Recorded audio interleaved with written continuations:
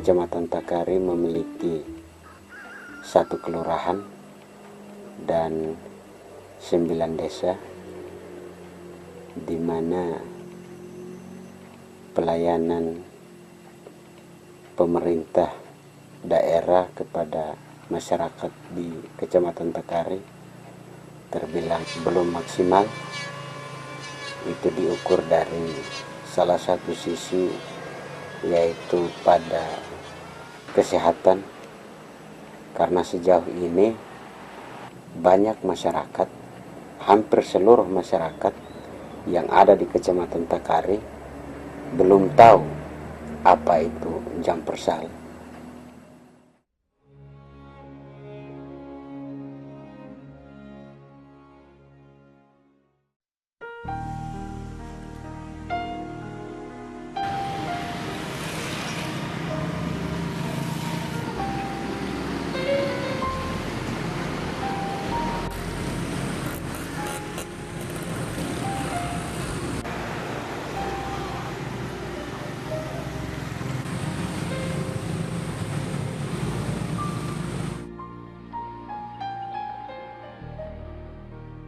Itu saya berdomisili di Bobo saya situ, tapi kemarin saya ada pindah ke Buku sementara. Di sana ada masyarakat yang membutuhkan pertolongan di dalam pengurusan Jamkesda, karena saya alasan sakit apa, lalu mereka bilang tidak, ini melahirkan. Lalu saya panggil orang yang bersangkutan, saya tanya kendalanya apa, saya bilang pengurusannya seperti ini, tapi mereka kan tidak berbiasa mengurus seperti itu, jadi takut.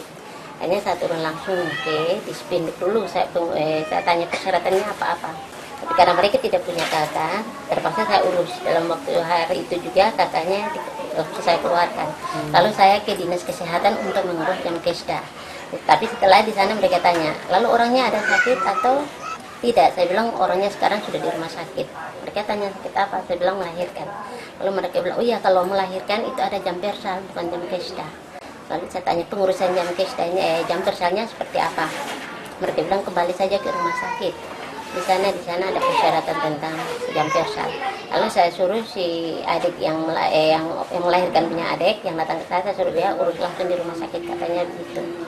Lalu mereka pergi ke rumah sakit. Waktu itu pasiennya dirujuk puskesmas Bakunase, lalu dirujuk ke rumah sakit kota. Dari kota rujuk lagi ke rumah sakit umum.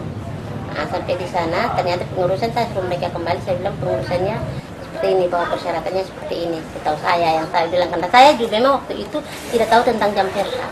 Nah, di saat itu langgar 1 minggu kemudian Kak Adi panggil saya datang ke kantor, tanya, Ibu Ata tolong ini tahu tentang jam persal. Saya bilang saya sebenarnya tidak tahu jam persal, tapi kemarin ada pasien yang minta urus tentang jam persal, akhirnya saya tahu itu jam persal. Itu ternyata jam persal ini fungsinya untuk khusus ibu hamil melahirkan.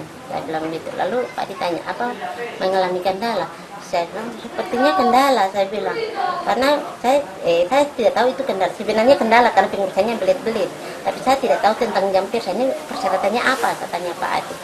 Pak Adi kasih tahu saya jam persal pengurusannya sebenarnya hanya KTP.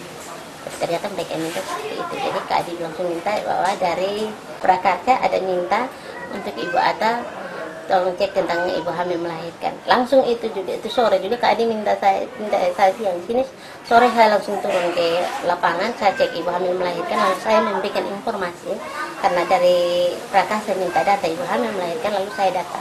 Saya turun ke ibu bos, saya data ibu hamil melahirkan, dan saya langsung menginformasikan mereka bahwa di saat melahirkan itu ada jam persal. Oke, saya bilang gini, jadi tujuan saya ke sini, saya mengambil data lalu saya menginformasikan. Jadi saya langsung janji mereka, kalau memang kalian melahirkan dan mengalami pungutan penambahan dari jam persal, boleh hubungi saya. Saya bilang begitu. Nah, ternyata Kota Kupang saja belum mengetahui tentang jam persal. Justru itulah saya disuruh ke sana, saya berikan laporan kepada DPR di Komisi 9 bahwa masyarakat Kota Kupang itu tidak tahu apa itu jam persal. Setelah saya kembali dari sana, perjalanan jalan terus sampai saat ini tentang jam persal. Lalu kami disuruh turun ke lapangan sebagai enumerator untuk mengambil data-data.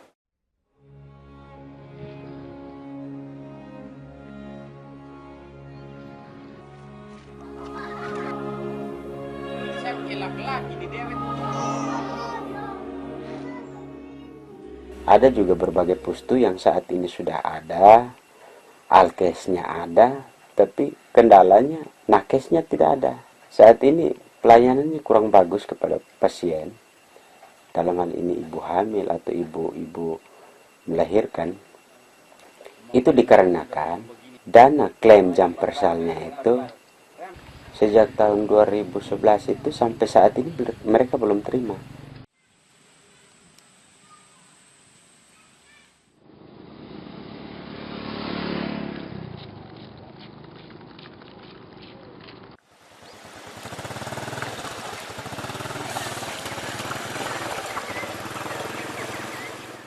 Banyak hal yang saya temui di saat saya menjadi enumerator dalam penelitian jam persal yang dilakukan oleh pihak NTT. Waktu penelitian itu saya pernah ketemu ada satu bayi yang dicap 2 kali pada bidan yang sama. Jadi saya sempat tanya, kenapa harus cap 2 kali itu bidan? Nah, si ibu bilang saya tidak tahu. Waktu itu ibu bilang pas habis cap yang satu, berselang 5 menit kemudian atau 10 menit kemudian dia bilang, salah ini, cap salah, jadi cap ulang. Tapi kedua capnya itu di bawah. Cap kaki bayi itu diukur dari apa, bahwa keabsahan cap kaki bayi itu bahwa dia 1 bayi. Dalam 2 partograf itu bukan 2 bayi tapi 1 bayi. Keabsahannya di mana? Dan siapa yang bisa mengukur itu? Faktor utama kenapa orang sonde datang, orang tidak datang untuk memeriksakan kehamilan. Ya, dalam musim-musim kemarau tidak menjadi soal. Walaupun infrastruktur jalan dan jembatannya tidak memadai, tapi orang masih bisa menjangkau fasilitas kesehatan. Tapi kalau dalam musim hujan seperti ini, misalnya waktu itu dia harus periksa kehamilannya, terus hujannya tidak pernah berhenti, banjirnya tidak pernah surut, bagaimana dia datang ke fasilitas kesehatan untuk memeriksakan kehamilan? Apalagi kalau seandainya dia hendak melahirkan.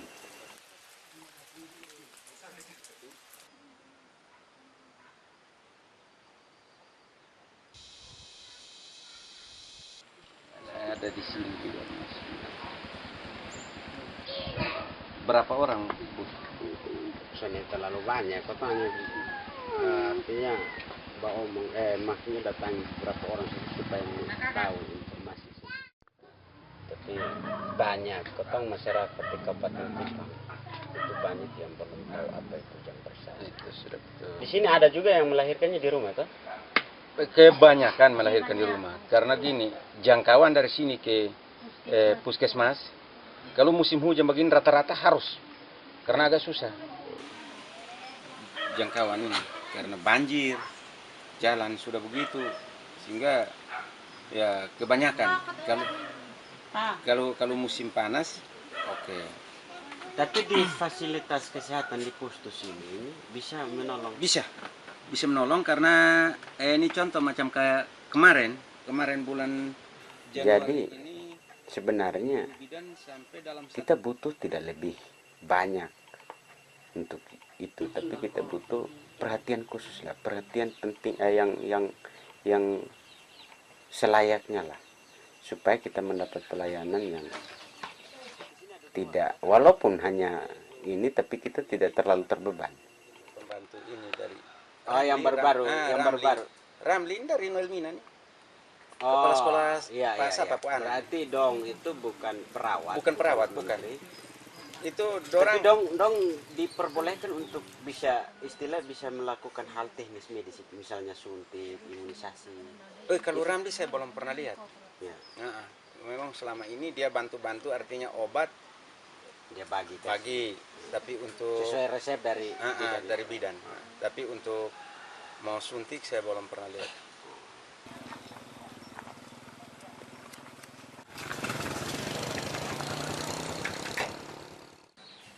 Jadi yang diharapkan di sini adalah pelayanan kesehatan yang maksimal. Dan yang kedua, harapannya pemerintah jangan hanya melihat untuk pengadaan alat kesehatan, tapi juga harus dilihat dengan kondisi.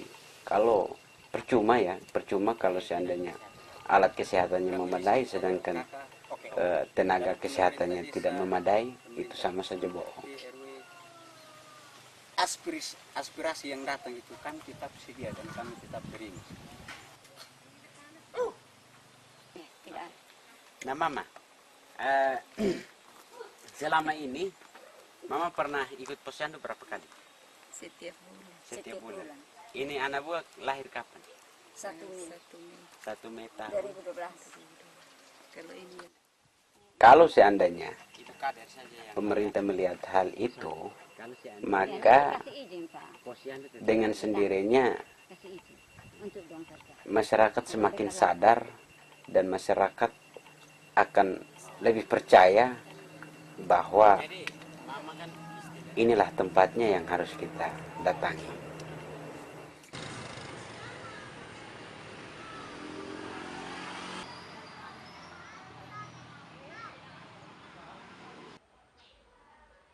Kalau saya merasa gimana ya, saya merasa bahwa itu salah satu mungkin panggilan, atau saya rasa bahwa saya sesama masyarakat.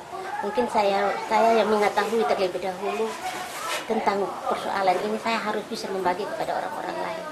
Itu motivasi saya, seperti saya terpanggil lah. Saya rasa kenapa selama ini kita masyarakat kecil ini program pemerintah yang ada yang sebenarnya sudah membantu kita, tapi kita tidak pernah tahu. Akhirnya banyak persoalan yang kita dapat di lapangan. Program yang datang dari atas dalam ini jam persa, jam kesmas, jam ini pesa, itu masyarakat tidak tahu. Jadi begitu saya merasa banyak masyarakat tidak tahu, saya bilang, oh berarti ini tugas saya sebagai sesama masyarakat. Ini tugas saya sebagai tugas saya untuk terus melaksanakan tugas saya. Jika masyarakat butuh saya siap kapan saja.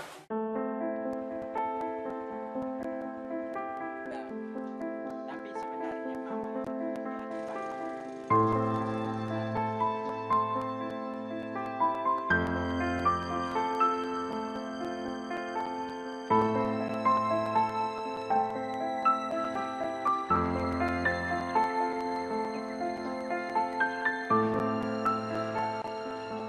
kita coba mau melakukan semacam monitoring atas sejumlah kegiatan yang dilakukan oleh pemerintah, khususnya terkait dengan implementasi program Jam Persa di Kota Kupang dan Kabupaten Kupang. Kita juga membutuhkan dukungan dari ada sejumlah orang yang bisa dikatakan sebagai relawan, yang bisa disebut juga sebagai enumerator untuk pengumpulan data atau pengambilan data di masyarakat. Teman-teman ini bukan hanya sekadar semacam enumerator murni, tetapi mereka juga menjadi ujung tombak piar di dalam melakukan advokasi ketika mereka menemukan sejumlah masalah di lapangan. Paling utama yang ingin kita tekankan itu adalah bagaimana pemerintah meningkatkan upaya pelayanan kesehatan, karena ini bagian dari suatu pelayanan publik yang menjadi kewajiban dari pemerintah yang diberikan kepada masyarakat. Yang perlu diperhatikan itu misalnya aspek-aspek daripada fasilitas kesehatan dan juga ketersediaan tenaga medis. Keinginan kita adalah bagaimana pemerintah juga melihat tentang akses masyarakat terhadap ruang publik tadi itu semakin lebih maksimal untuk diperhatikan itu.